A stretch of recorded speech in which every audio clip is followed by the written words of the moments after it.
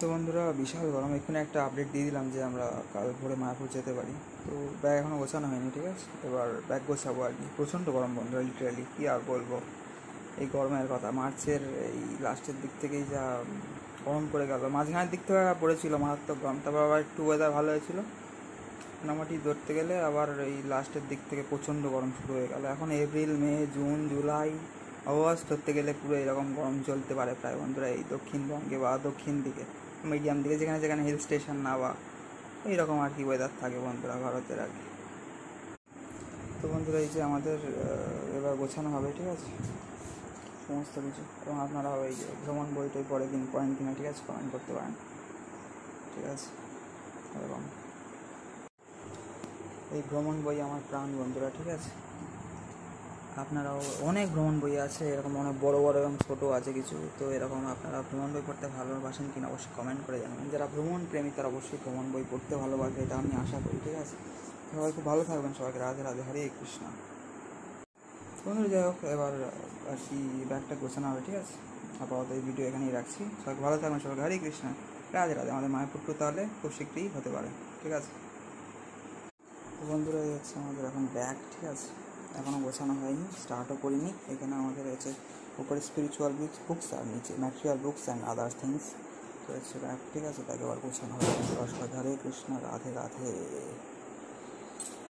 তো বন্ধুরা এখন কিন্তু আমাদের ব্যাগ ফাইনালি গোছানো কমপ্লিট, ঠিক আছে। প্রচণ্ড গরম, মানে ঘরে থাকা যাচ্ছে না, বাইরে তাও একটুখানি বেটার। তো যাই হোক, চলুন আপনার সাথে পরে দেখা হচ্ছে, ঠিক আছে। তখন সবাই হরে কৃষ্ণ, রাধে রাধে। তো বন্ধুরা বাইরে একদম এমনি অসম্ভব গরম এখন, ঠিক আছে। বাইরে একরকম, ঘরে থাকা যাচ্ছে না, যে একটু হালকা ঘুমিয়ে নিতে হবে, যেমনটি করা হয় বেরোবার সময় বা ওখানে গেলে। একদম সারাদিন হয়তো 2-4 ঘন্টা ঘুম হয়, তো যাই হোক দেখা যায় কী হয়। তো আগের ভিডিওগুলো বানাচ্ছিলাম সন্ধ্যেবেলা, ঠিক আছে, এখন তো রাত্রিবেলা একটুখানি শুতে হবে, মানে রেস্ট নিতে হবে। ঘুম তো অল্প ঠিক বলা যায় না, আর ওখানেও মঙ্গল আরতি দেখার জন্য ঠিক ঘুম হয় না সাধারণত। জয় বন্ধু, সবাই হরে কৃষ্ণ, রাধে রাধে। দাই গৌ সীতানাথ প্রেমানন্দে, হরি হরি বল, রাধে শ্যাম, জয় শ্রীরাম, হর হর মহাদেব। মিত্র সবাইকে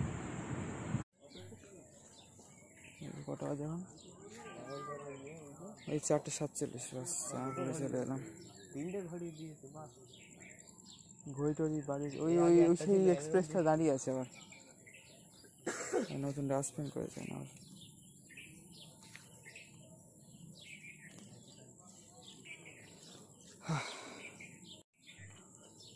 সে ভোরের চাঁদপুর স্টেশন আপগ্রেড হয়েছে, সব আপডেট হচ্ছে এখন স্টেশন। 4:48, 4:47 ছিল না। এই যে ওভারব্রিজের উপর দিয়ে যেমন লাগছে, বাসা সবসময় আবার ঢুকছে, এই হেডলাইট।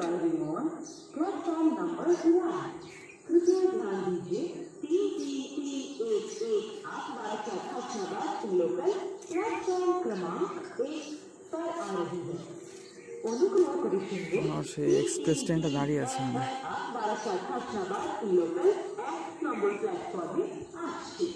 হেডলাইট গাড়া হচ্ছে ভালো।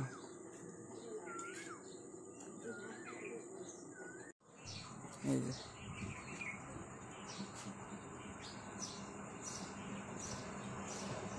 শুধু লাইট দেখা যাচ্ছে।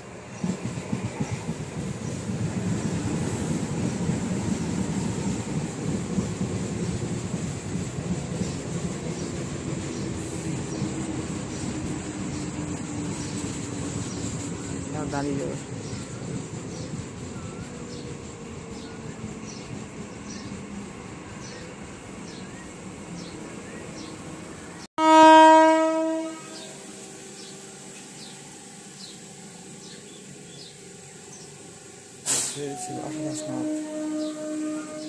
ভালো লাইট আছে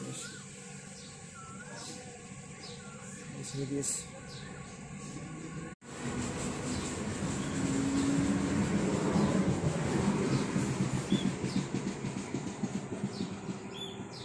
বাস চলে যাচ্ছে। এবার আমরা এখানে শুয়ে পড়েছি, ভালো জায়গা,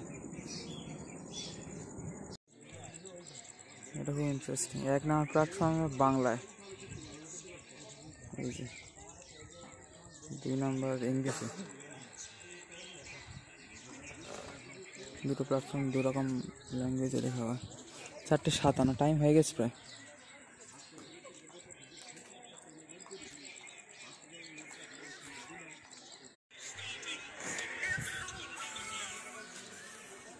এই যে ট্রেনের অপেক্ষা জাস্ট। হাওয়া দিচ্ছে হালকা হালকা, ভোরবেলা ওয়েদারটা বেশ ভালো।